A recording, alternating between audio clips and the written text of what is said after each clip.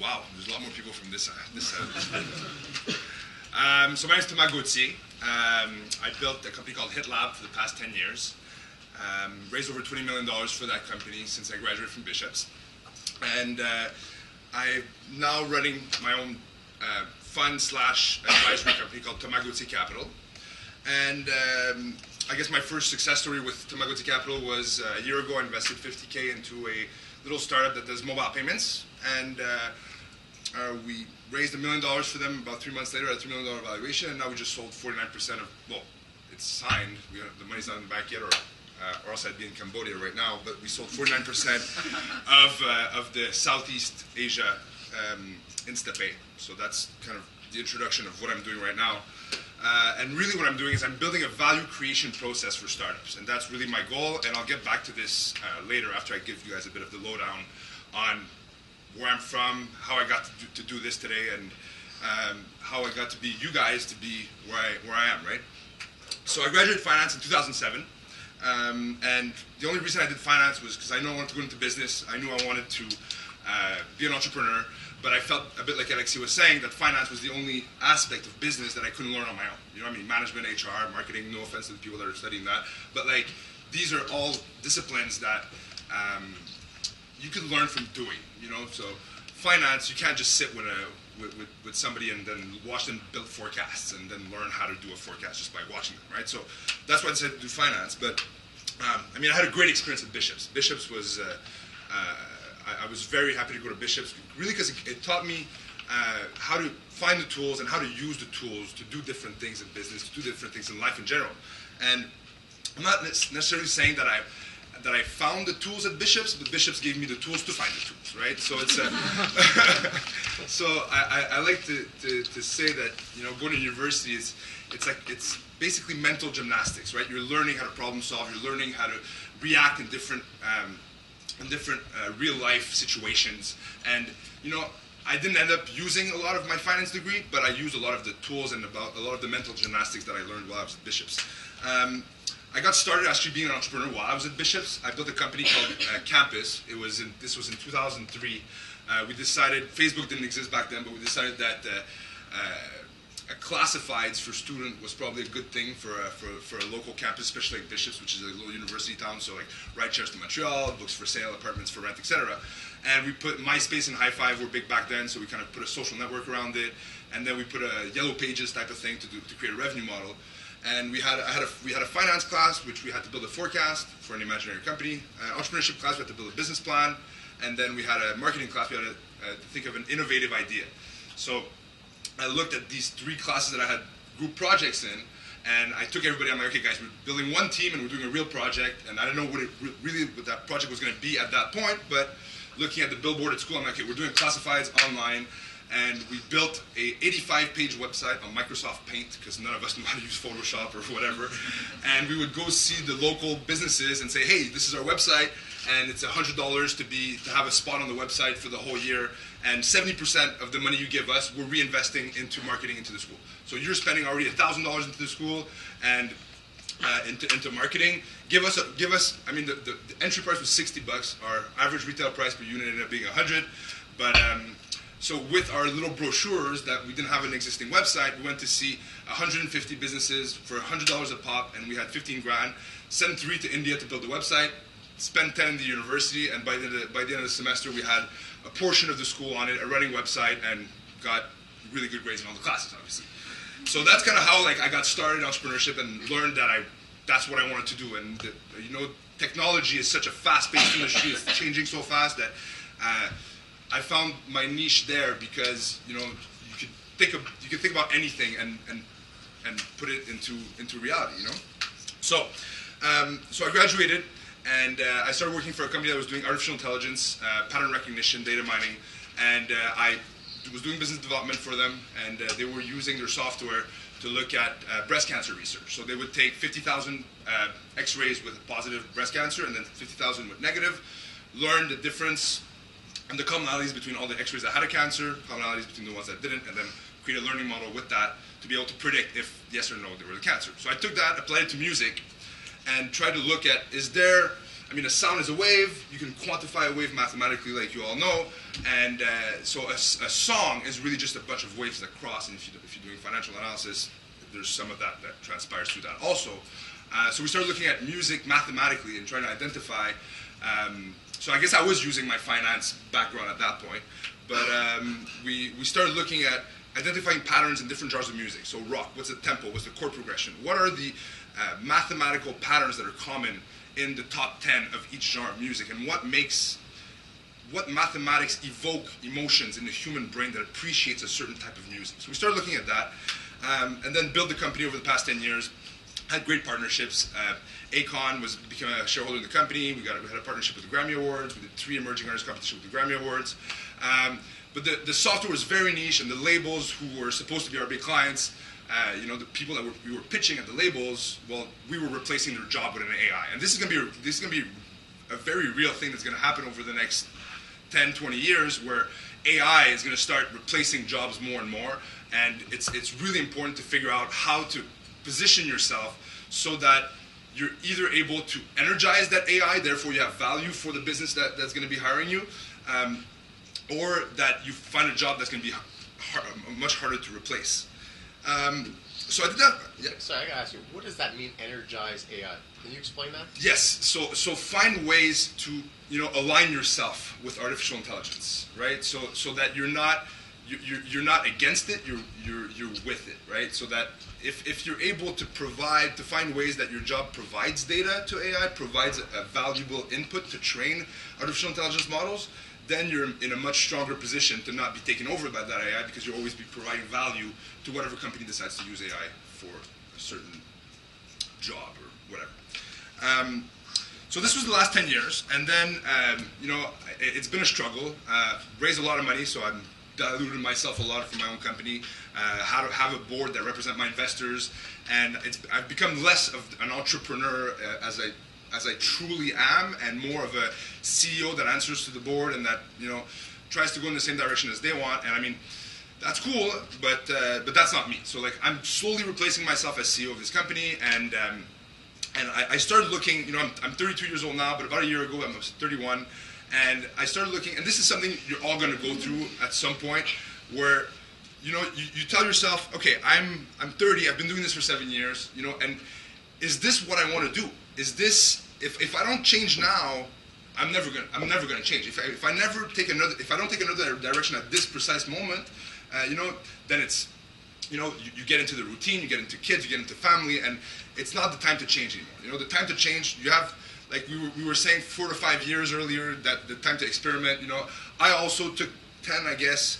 And even though I knew what I wanted to do, that still comes up. Even if you're 100% sure what you want to do, 10 years later, you get in a situation where you're like, oh, okay, like maybe I need to adjust and figure out what my passion is. Passion has been a huge topic today. So society expects you to be something. Your parents expect you to be something. Social norms, are there to tell you how to behave. And a lot of us are trapped in this, between the rock and the hard place of, this is who I feel I am, this is who I feel I should be, and this is who people are telling me I should be, this is what I feel society is imposing on me. And a very important thing that I was able to discover throughout the years is that the more different you are, the more rare you are. And the more rare you are, the more scarce you are. And the more scarce you are, the more valuable you are. So it's so important to find out what is your competitive advantage, what is your differentiator, what makes you unique. Don't be a sheep. Don't like conform to social norms. Find what your direction is and really go after it. And like challenge the status quo. Like everybody just takes things for granted and just says, oh well, this is how it is, and this is how it. Therefore, that's how it should be. But don't accept anything as ever being good enough, because things can always be improved. So whatever it is, whether it's something you notice, and probably the most important part of this is yourself, right? So you might say, oh, this is how I am, but that's not true. You can always be better. So challenging the status quo really starts within yourself, and once you're able to challenge your own status quo of who you should be and who you are, that's when you can start really bettering yourself. You know, for example, if you have a car and there's a problem with it, but you don't know what the problem is, and you don't know what the tools are to fix your car, well, you're not going to be able to fix it, and you're not going to be able to identify what the problem is. But then if you start researching into the fact that, okay, there's a problem, what is the problem, what are the tools, how do I use them, then once you know what the problem is, what the tools are, and how to use them, then you're able to fix the car. You know, so see yourself and the world around you as the car, and find the tools that you need to fix that car. So we all ask ourselves, you know, what do we want in life? What do we want to be? You know, and for me, after this exploration, it was, you know, I want to be successful and happy, right? But what does that mean? What is it to be successful? Being rich and famous is not being successful. Like, don't kid yourself. Like, that's just fake as fake as it comes. You know, and really success, you know, is that going back to finding who you are truly, is like, and is being you and identifying whatever combination of talent that you possess as an individual, and using those to their fullest extent possible. So if you're able to find out what those are and milking the shit out of them, okay, I don't know, am I allowed to swear? Am I not? Okay. So using those to their fullest extent possible, you're going to be successful. If you know what your strengths are and that you're using them. Success is a personal thing. Success is something that happens within you. Success is not something that it's not something that you hear somebody say about you. You know, like, success happens in your heart, and then we get to happiness. You know, what's happiness? Happiness, it's a perspective, right? Happiness, it's how you see the world.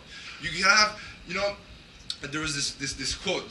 You know, I was unhappy because I had no shoes until I saw I had the blues because I had no shoes until I saw the man who had no feet, right? So it's always a perspective on how you see the world, right? There's always going to be somebody that's technically looks happier, technically richer, technically different, etc. But happiness is something that you could only, it's a perception of yourself, of your surrounding, and it's something that only exists now. You don't ever say, I'm going to be happy when this. Don't ever say that. Happiness, it happens right now. And you're the only one that's going to control your own happiness.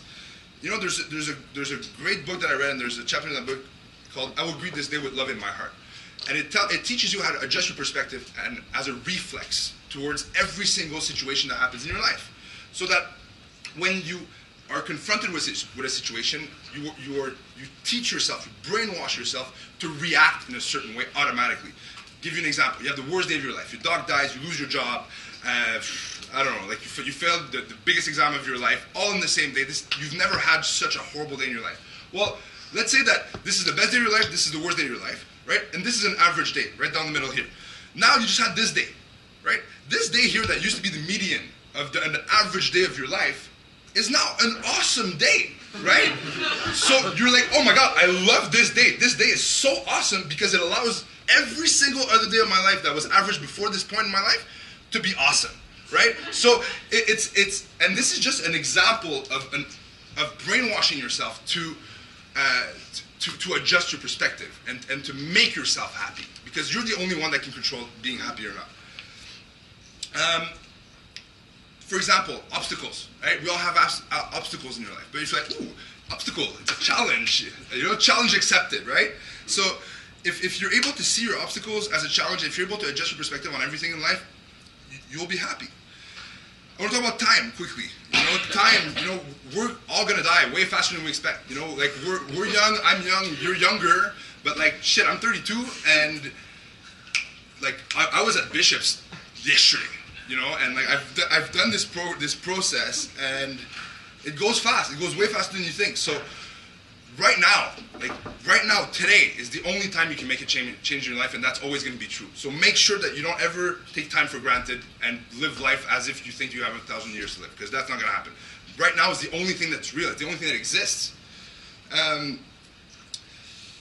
You know, most of humanity doesn't understand the urgency of life. You know, this is our time. You know, it's our day. It's our generation. We need to make an impact. You need to make an impact. And I'm working every day of my life to try and make that impact as much as I can. We had a topic earlier about about failing and about how it's important to fail. And I want to switch that topic towards fear, right? We're all scared of something, right? And fear, it's if I'm to read you the definition of what fear is a feeling introduced by perceived danger or threat that occurs in certain types of organisms, which causes a change in metabolic and organ functions, and ultimately a change of behavior, right? So fear is fight or flight. Fear is made like, oh, there's a lion, I better run, right? So in the evolution of mankind, that's the use of fear is for us to fight or flight. But if we think about fear after the cognitive revolution, where the human being was able to imagine things, now fear has translated into anxiety. Oh, what if, I'm not going to cold call this person because what if he tells me no? Oh, I'm not going to apply for this job because, I might not get in. I might not have the grades, right? I'm not going to start this project because I might fail at this project and I might not be successful. And, I'd rather not do it because I might fail. That's bullshit. Fear is an emotion that was created because of, a reaction of fight or flight towards a lion. And anxiety is fake. I've done a process to get me out of that anxiety. Everybody's anxious a little bit about what the future holds, but it's not real. It doesn't exist. So stop thinking about it and just plunge ahead. Your only limitations are the ones you set up in your own mind or permit others to set up for you. So if you could get rid of that fear and understand where it comes from, then you're able to really move forward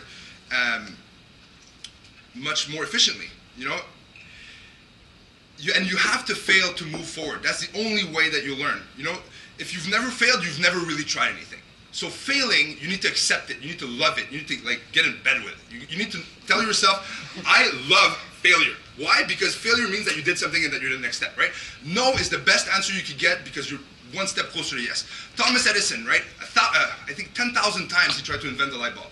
And every time he failed, he rejoiced himself because when he failed, he found another way that it didn't work, right? So for him, he's like, oh, wow, okay, that didn't work, awesome, next, right? And that's how eventually he created the light bulb. So the only real failure that exists, it's in the graveyard. It's people that shoulda, coulda, woulda, and never did, right? That's the only real failure that exists. So fear is going to be your biggest obstacle to growth, and growth only comes at the end of your comfort zone. You got to get out of it. If you're comfortable, being comfortable is the worst thing. Alexis said that also. Being comfortable and being content, right? For people like us that are studying business, that are trying to affect change, that should be unacceptable to you. And great men and women are creating turbulent times, and that's out of their comfort zone. That's not a time where they can grow as people and show their strengths. So in terms of going back to the whole personal growth and how I was able to do it for myself, you're always going to have a positive self and a negative self in any situation, right? So you have the strong you and you have the pussy you. So so you can always tell yourself, how I'm faced with a situation, right? Am I going to be the strong me or I'm going to duck out, And the more and more you realize that and you train yourself to be the strong you and to be the positive you, the more and more you're going to be addicted to that habit of being that strong person, being that person that betters themselves at every second of every day. And that's probably the most important thing you could do in your life is just to become a better person, to become better at whatever it is that you want to be in life, right? The toughest question in the world, what's your purpose in life, right? 99% of people can't answer that. What is your purpose in life? And,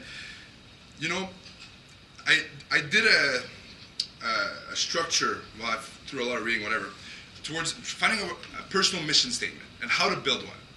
So your personal mission statement should be a combination of identifying what your strengths are. What are you good at? What are your unique competitive advantages as a human being? Find out where your strengths are. And there's a great test online if you want to know that. It's strengthtest2.0.com, I think. You answer 100 questions of real life situations, and it's going to rank you your strengths in order. I think it was enthusiasm, vision setting, hard worker, the connector, and then it tells you how to use those strengths and how to better those strengths. Then it's passion, right? Passion is the most important thing in the world. So how do you identify what your passion is? Well, what did you want to do when you were 7 years old, when money wasn't important? You know, when social norms weren't important. You know, I wanted to invent stuff. I told my dad, I'm like, I don't need to go to school. He's like, yeah, you got to learn how to read. I'm like, no, I want to invent stuff. He said, well, you got to read other people's inventions. I'm like, no, I want to invent new stuff, right? So that's so that made it clear for me what I wanted to. I wanted to invent stuff, right? So another good question that you could ask yourself, and this one takes a bit more of psychoanalysis to answer, but you know, if you had all the money in the world, you could do whatever you want. Nobody would judge you for doing what you're doing, and there was no way you could fail. What would you do? So if you can answer that question, right, that also guides you towards your passion. So if I'm to give you, before I get back to TG Capital and what I'm building right now, you know, if I to give you a bit of advice on like a daily process that you can do towards growing yourself and becoming better, you know, it's set goals. You know, set goals about what you want to accomplish. You know, make smart goal setting. You've all heard about that, and break them down into small attainable goals that you can get done every day. And every morning when you wake up, you know, ask yourself what is the most important thing I could do today, right? So I can do today most important, right, towards achieving those goals. And then it makes you, oh, I could call this person, just a small thing. And then do a small thing every day that gets you towards your goal, but give yourself a little win every single day.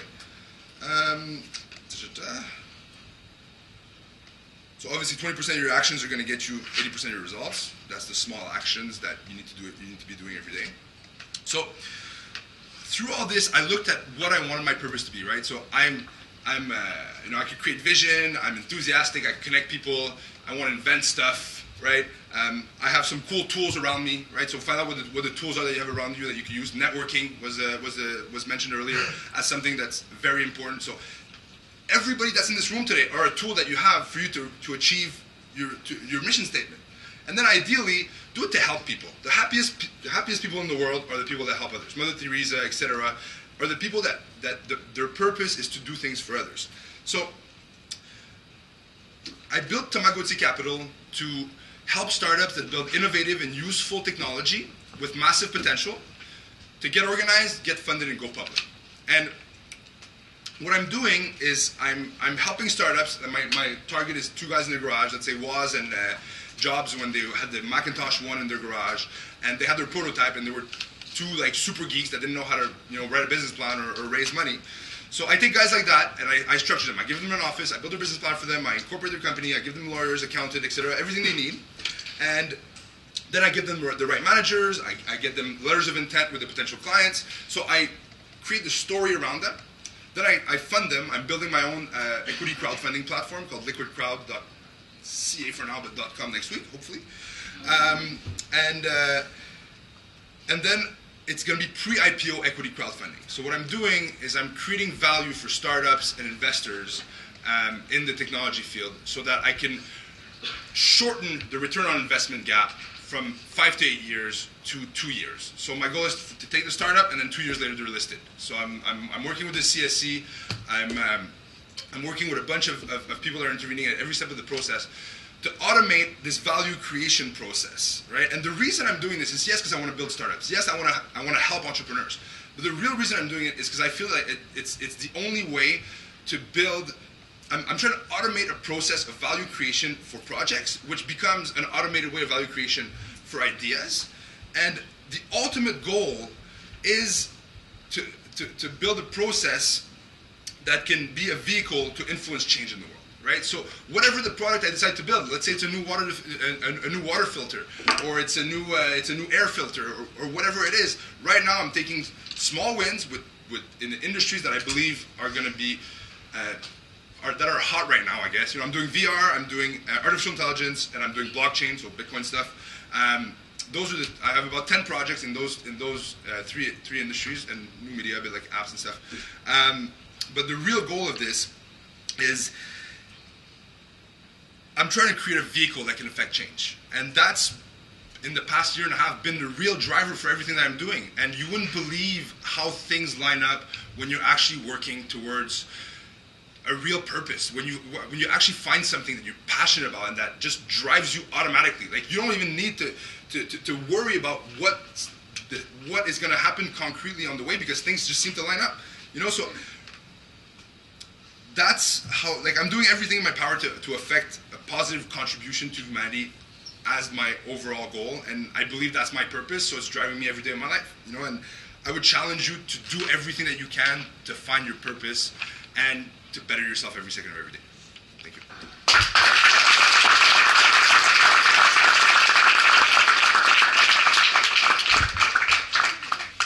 So many questions from you guys. That's a lot to chew on. I can say one thing: if it doesn't work out, you can be definitely a motivational speaker. Well, that's part of it. That's that.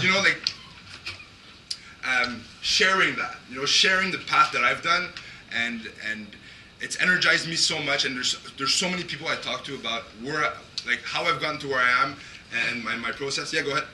What will you do if if you come to a point where you don't know what's the next, or like a block? You know what? Read. I read like crazy. I love reading. And you know what? And just find things to challenge. Just argue with people. I know it sounds really bad, but but literally, ask why. Why is the best question ever, right? Oh, that's your goal. Why? Why just brings out so much more, and it sparks imagination. And I've always been a very creative person, but I think that just by making it a point to challenge everything and ask the why and challenge the status quo, I don't ever think you can have a block. Anybody else? Yeah. With your HIPAA, you had mentioned that you feel as though you've become a CEO that kind of just reports to the board. Yeah. And I see this as a common problem with entrepreneurs, is they try to grow. How do you not become a sellout? So what would you say would be the right approach when trying to grow your own business? So I think that there's there's two types of people. There's producers and there's executors, right? There's the producers that are the ones that set the vision, that are the creative ones that fund the company, and you have executors, which are the engineers of the world that execute a strategy, right? And my answer to that would be I looked at my situation and I tried to adjust it towards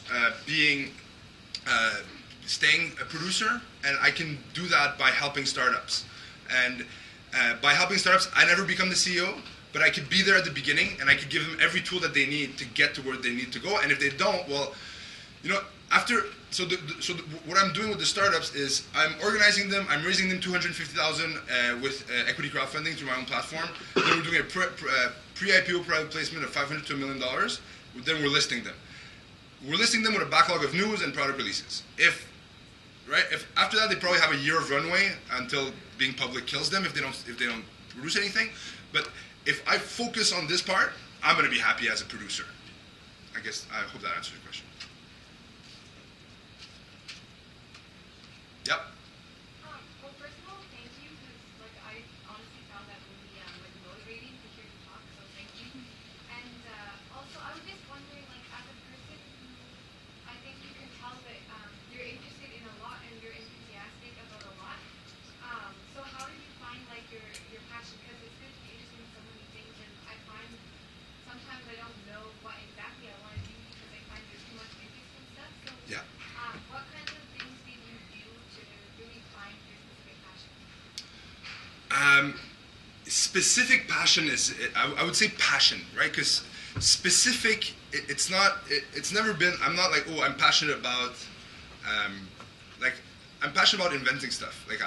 I've always been finagling with I would deconstruct a motorbike when I was very young, and I was always interested in how things worked, and I forgot a little bit about that, right, through university, but just go online, and if as long as you're willing to put in the work, right, to again challenge the status quo of yourself, right, and actually. And there's not enough of that in school, because they don't teach you how to find your passion in school. They're just oh well, if you're studying finance, this is what you got to do. But especially throughout the last 2 years, I found that there's so much resources online that if you're interested and to grow as a person, to find out who you are, the tools are there. Like how to find your passion. Spend an hour on that, and that'll be. Actually, I would urge all of you to do that. Go online, spend an hour or two just answering different questionnaires, just looking at different resources on how to find your passion, and you'll be surprised at how different it might be from what you think it is today. And there's Jim Carrey did a great commencement address on that, where he was like, you might fail at doing something you don't like doing. So you might decide to be in finance, to be an accountant, and then get fired from your job. You might fail at that.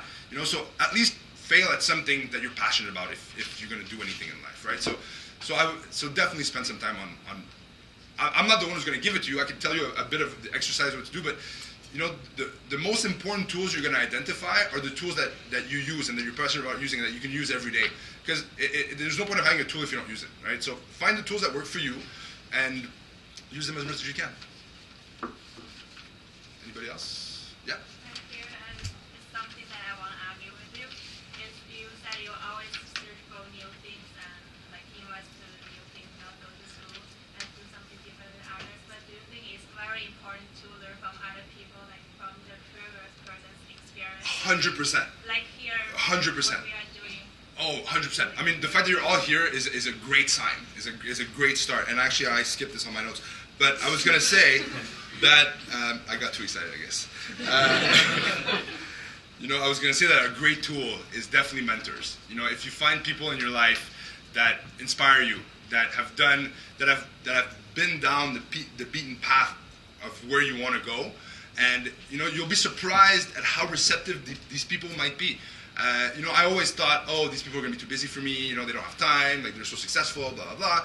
But the people that are at that level, we're in our shoes at one point. We're in your shoes at one point, and they would have appreciated so much to have that resource. And if you, again, get rid of that fear and ask, and you'll be surprised at what happens.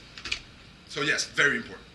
I think it can also avoid like potential failure and avoid something. Yeah, no, definitely, yeah, exactly. So I